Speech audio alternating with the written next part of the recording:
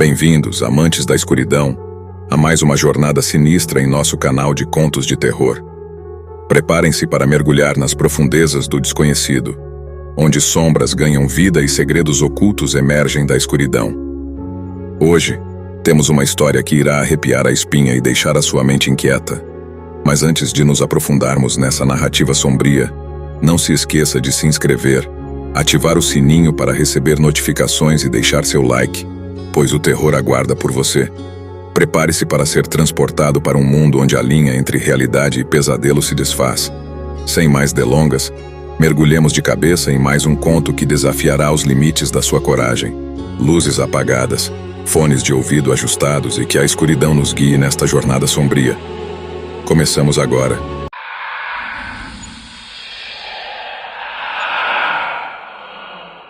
Manuel, um morador de rua, encontrou seu refúgio em uma rua aparentemente deserta.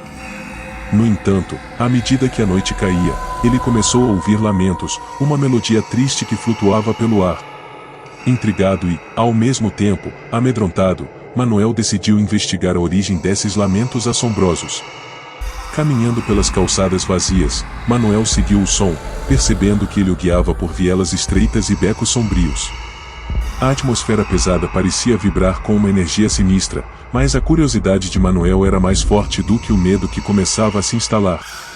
Ao chegar a um cruzamento, Manuel avistou uma figura sombria à distância. Era uma mulher vestida com roupas antigas, cabelos longos que ocultavam seu rosto. Ela parecia estar chorando, e seus lamentos ecoavam pelos cantos desolados da rua. Com uma mistura de compaixão e inquietude, Manuel aproximou-se.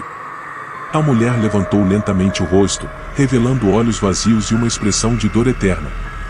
Sua boca se movia, mas nenhum som escapava. Era como se sua tristeza transcendesse as palavras. Manuel, tocado pela aflição da mulher, perguntou quem ela era e por que estava ali. No entanto, a figura permaneceu em silêncio, como se as palavras tivessem sido perdidas há muito tempo. O lamento persistia, ecoando na rua deserta como um eco melancólico do passado. À medida que Manuel tentava entender o mistério por trás da figura, ele sentiu uma presença sobrenatural envolvendo-o. O lamento da mulher tornou-se mais intenso, misturando-se com o som do vento, criando uma sinfonia macabra. Assombrado pelo inexplicável, Manuel deixou a rua deserta, levando consigo a memória da mulher que chorava na noite. O lamento na rua deserta permaneceu como uma experiência única e aterradora, marcando-o para sempre com a presença de algo além do compreensível.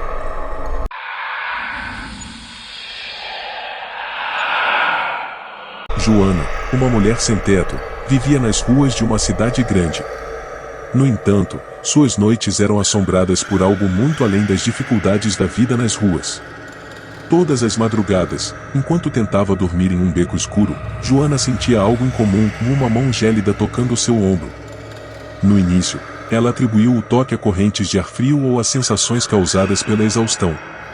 No entanto, à medida que as noites passavam, a mão gélida tornou-se uma presença constante e perturbadora.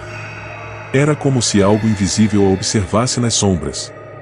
Certa noite, Joana decidiu confrontar essa mão gélida. Ela estremeceu ao sentir o toque, mas virou-se rapidamente, apenas para encontrar um beco vazio. Desconcertada, Joana murmurou para si mesma, tentando convencer a si mesma de que era apenas sua imaginação. Mas a mão gélida persistia, tocando-a todas as noites. Eventualmente, Joana começou a sentir um frio profundo e penetrante que não podia ser explicado pelas condições climáticas. Ela percebeu que não estava sozinha, e algo além do compreensível a assombrava nas trevas. Determinada a descobrir a verdade, Joana começou a investigar a história da região. Descobriu que o beco onde dormia era supostamente assombrado por um espírito atormentado, cuja mão gélida procurava consolo na presença dos vivos. Noite após noite, Joana tentou comunicar-se com o espírito, oferecendo palavras de conforto e compreensão.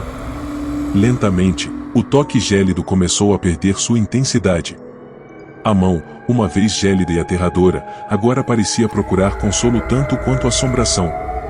Joana continuou sua vida nas ruas, mas agora carregava consigo a experiência de ter enfrentado a mão gélida da madrugada. Uma vez um terror, transformou-se em uma conexão entre o mundo dos vivos e dos espíritos, ensinando-lhe que, às vezes, a compaixão pode quebrar o frio da solidão eterna.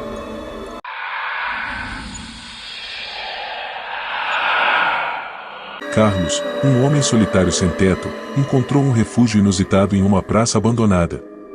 O local, outrora animado e cheio de risos, agora estava envolto em um silêncio sombrio.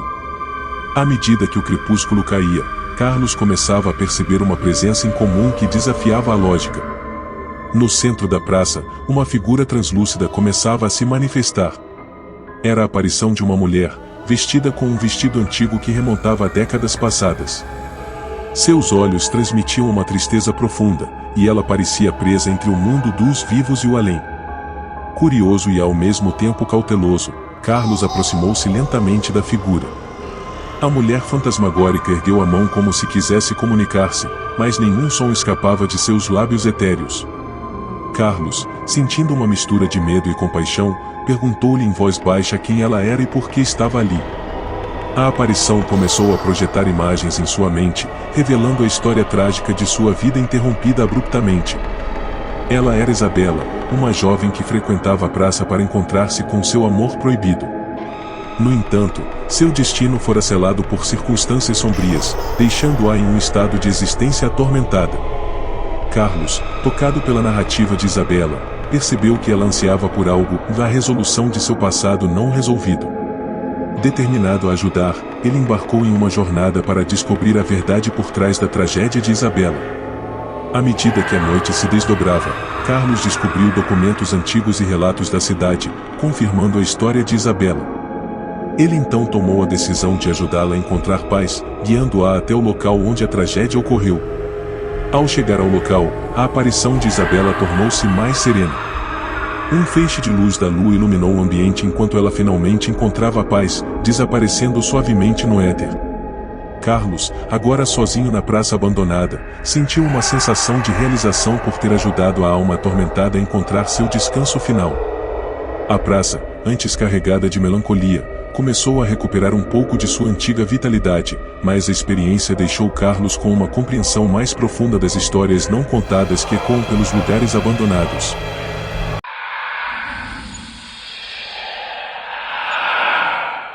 Mariana, uma mulher sem teto, vagava pelas ruas da cidade em busca de abrigo. Uma noite, ela percebeu algo incomum enquanto caminhava pela calçada molhada pela chuva, viu um rastro de pegadas frescas, mas sem ninguém por perto.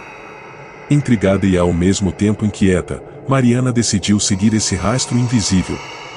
À medida que ela seguia as pegadas, percebeu que levavam a lugares sombrios e abandonados da cidade. Às vezes, as pegadas desapareciam, apenas para reaparecerem mais adiante, como se algo invisível estivesse deixando um rastro intangível. A atmosfera ao redor começou a mudar. Mariana sentia uma presença indescritível, uma energia que pairava no ar como uma névoa invisível. Ela percebeu que estava entrando em território desconhecido, onde o mundo visível se misturava com o invisível.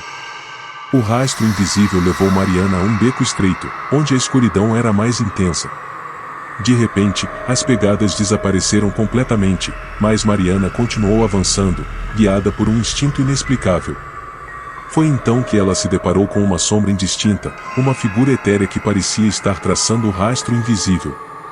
A sombra não tinha forma definida, mas Mariana sentiu uma comunicação silenciosa, como se a figura tentasse transmitir uma mensagem. Ela experimentou vislumbres de memórias passadas, eventos trágicos e uma sensação de perda profunda. Determinada a compreender a verdade por trás desse rastro invisível, Mariana embarcou em uma jornada metafísica. À medida que explorava esse reino entre os visíveis e os invisíveis, ela descobriu que o rastro estava conectado a almas perdidas, buscando compreensão e redenção. Ao final de sua jornada, Mariana percebeu que o rastro invisível não era apenas uma trilha física, mas uma jornada espiritual que conectava os reinos dos vivos e dos mortos. Ela deixou o beco com uma sensação de responsabilidade, carregando consigo a memória daqueles cujas pegadas invisíveis marcaram sua alma, e a cidade, para sempre.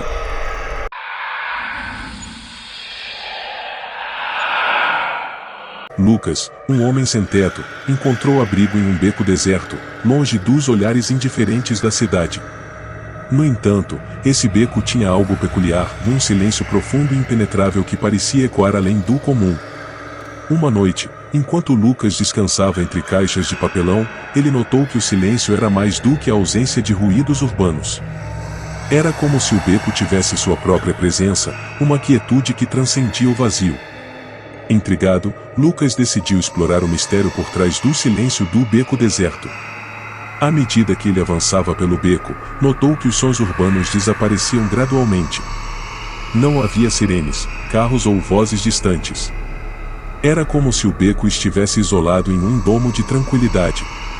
Lucas, curioso e cauteloso, seguiu adiante. No coração do beco, Lucas se deparou com uma presença etérea. Uma figura espectral pairava entre as sombras, envolta em silêncio absoluto. Era como se o próprio silêncio tivesse adquirido uma forma.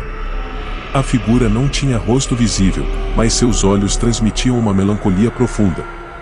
Conforme Lucas se aproximava, a figura começou a revelar flashes de memórias silenciosas. Eram momentos da vida da cidade, eventos trágicos e momentos de solidão.